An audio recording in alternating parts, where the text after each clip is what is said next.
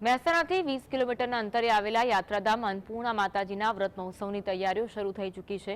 મોદીપુર સ્થિત અન્નપૂર્ણા માતાજીના મંદિરમાં 21 દિવસીય વ્રત મહોત્સવ યોજવામાં આવનાર છે। આ દિવસો દરમિયાન 21 દિવસની અખંડ ધૂનનું આયોજન કરવામાં આવ્યું છે।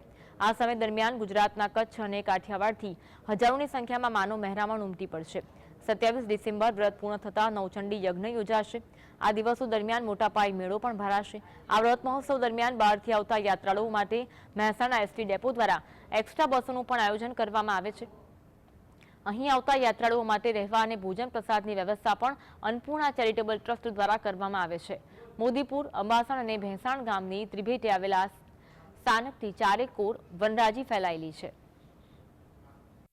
દરમિયાન લાખો પબ્લિક માતાજીને ક્યાંય ક્યાંયથી દર્શન કરવા આવે છે। રાજસ્થાન, મહારાષ્ટ્ર અને આખો ગુજરાતમાંથી બધી જ ખૂણેથી પબ્લિક લાખોમાં દર્શન તથા માતાજીનો મહિમા એટલો બધો છે કે તે અહીં આગળ માતાજીના 21 દિવસનો મોટો મેળો ભરાય છે।